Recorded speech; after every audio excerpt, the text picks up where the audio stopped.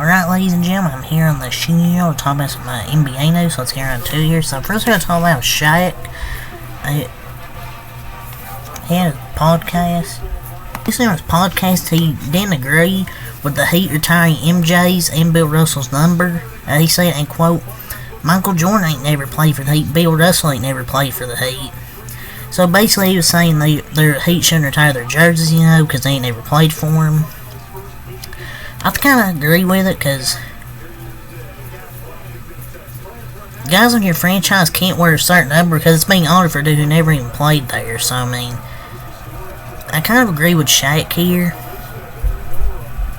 To an understanding, I get it. But everyone's going to pass away at some point. We're going to run out of numbers. I understand if the team retires it, but not the whole league.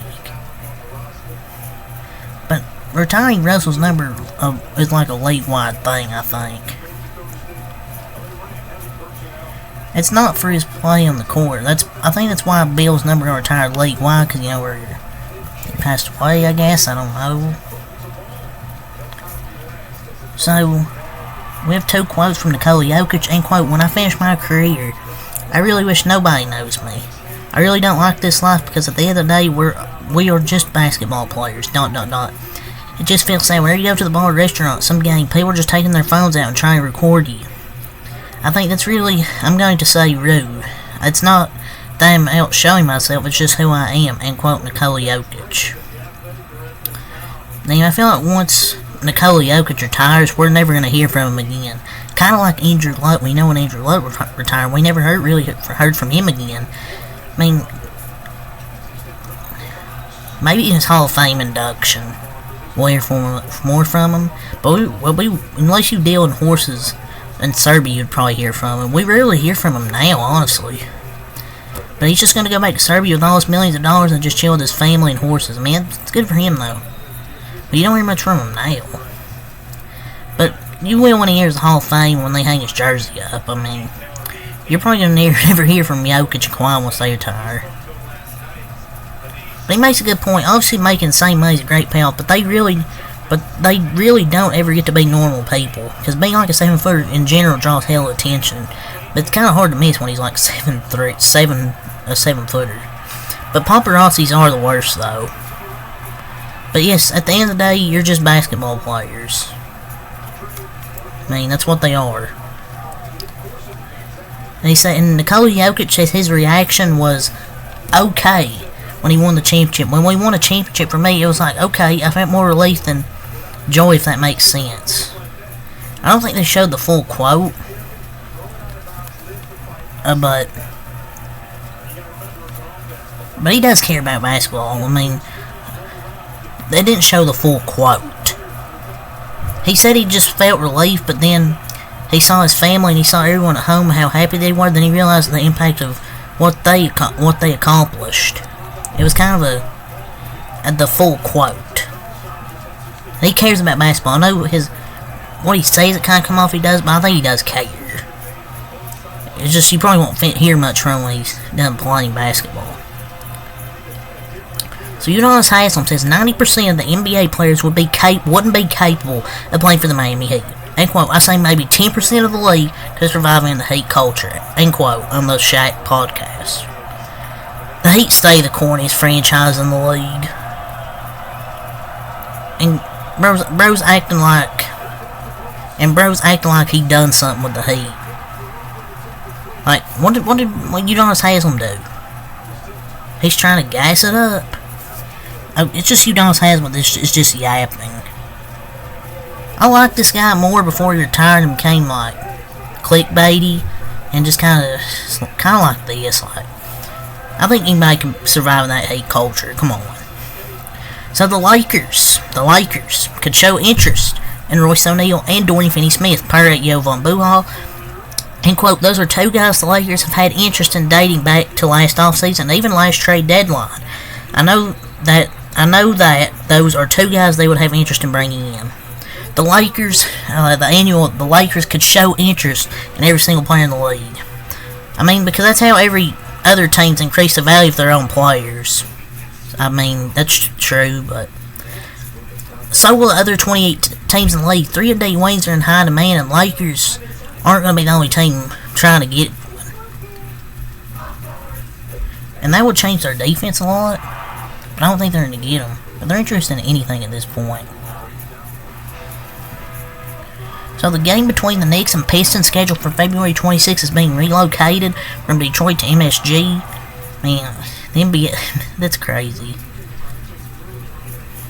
Detroit just keeps taking losses. So the Pistons are that bad, I don't think anybody will show up for that game. It's probably why they moved to Madison Square Garden. So Allen Iverson says LeBron James is, quote, definitely after Michael Jordan and Kobe. I say Mike and I say Kobe and then everyone else. These legends are changing opinions every week, it feels like. Maybe he's talking about a better complete player last week. I don't know. You can say any player is the best player of all time. I mean, you can debate anybody. The Lakers are the favorites to land DeJounte Murray in a potential trade, per at Bovada official. The Lakers are minus 115. The New York Knicks are plus 105. The Knicks, Raptors, and Sixers and Heat are each plus 950 in those odds. And that's spacing. Ugh. I mean, the Lakers don't need really spacing. He's a 37% three-point shooter. But we'll see if he's good for the Lakers, though, three-point wise. He can probably get space the floor. I mean, you need spacing. I know last year they made it mostly on paint points and fast break, but you need spacing.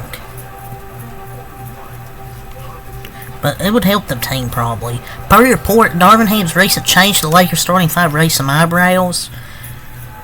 He's a premium NBA coach. They just need a better coach.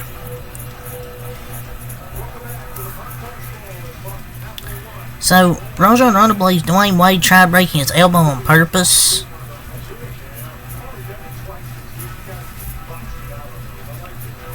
I think there's one, and I doubt D. Wade tried to break it on purpose. I mean, there is a video, but I don't think he did. I think it was back in, I think it was in the Eastern Conference Finals of Game 3. Hey, he pulled, and injuring him wasn't intentional. He pulled him down. Was Rondo just braced the fall incorrectly? So yeah, he said that on via the rafters, like on a podcast or whatever. So Scoot Henderson says the Rookie of the Year race is, quote, still up in the air. Trying to get Rookie of the Year, that's still my goal. That's still up in the air, I think. I don't think so, Scoot. How do we tell him? It's over, bro. Just let it go. It's here. It's gonna be most likely Chet Holmgren, Wemby, or Jaime Jaquez. It ain't gonna be you, buddy. Give it up. Give it up, Scoot.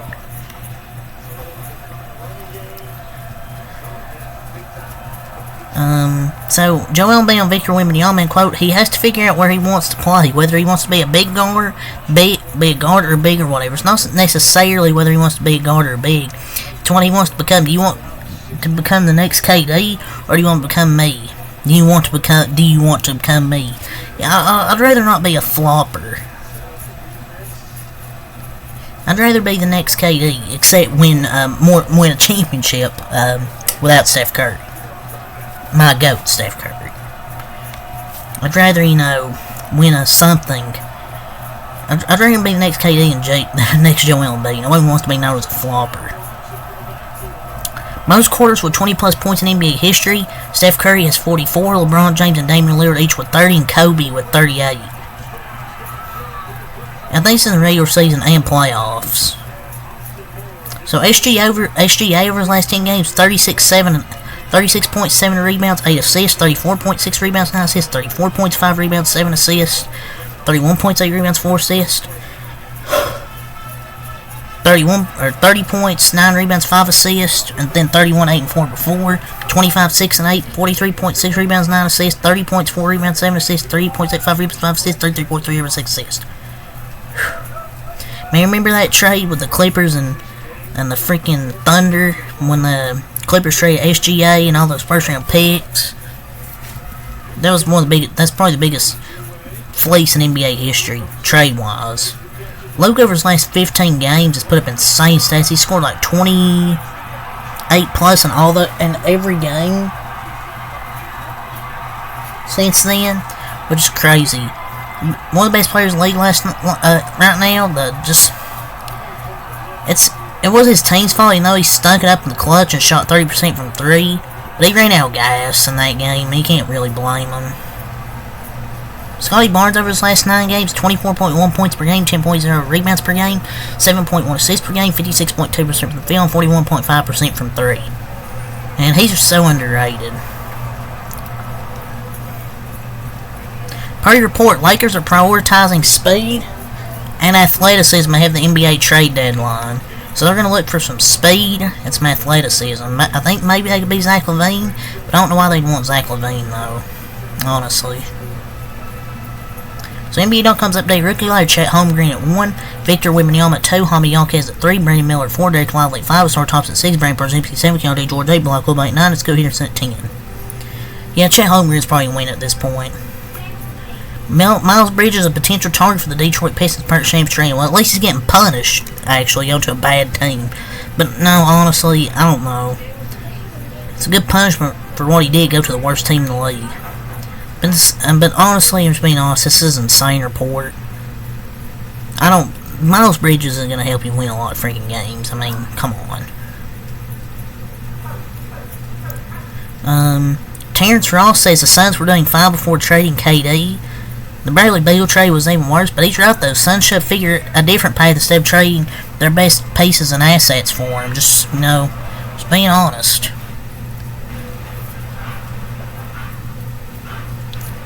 So ESPN sources Mark Lure and Alex Rodriguez are expecting to exercise their option to acquire controlling ownership interests in the Minnesota Timberwolves, and leaks from Glenn Taylor as soon as today they have the December 31st deadline. The action formalized its intent to purchase additional 40% of franchise from Taylor and give Lure and Rodriguez 80% of the teams and the majority ownership by early 2020 or 24. As always, the majority purchase will be subject to NBA Board of Governors approval. And this will probably get approved. So yeah, and that's all for the Minnesota Timberwolves. The news there with Alex Rodriguez. Now the Milwaukee Bucks hired Trevor Gleason as an assistant coach on Adrian Griffin's staff. Griffin said in Brooklyn tonight. Gleason spent the past 2 years with him on the Toronto Raptors staff. So yeah, so they got themselves a new assistant over there. And the NBA approved the Maverick sale from Mark Cuban. So we have some news for Bradley Beal. He has been upgraded to questionable to play Friday versus Charlotte. He's been out since December 15th due to a sprained ankle. Is now set to return in their upcoming homestand. Hopefully he doesn't get hurt next game, but this is just becoming 2022 Nets all over again. Nuggets forward Aaron Gordon suffered lacerations to his face and hand resulting from a dog bite on Christmas Day. Team says he's in good condition and will remain away from the team while he recovers. Man, NBA injuries be getting the most NBA players getting the most damn random injuries. I think it was a serious dog bites to his face and shooting right hand on Monday, requiring 21 stitches. It will take some time to heal, no timetable. And that dog must have got that dog in him. But yeah.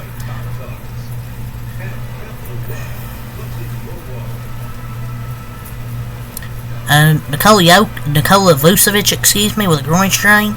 He'll be at least the next 7 to 10 days. He'll be out.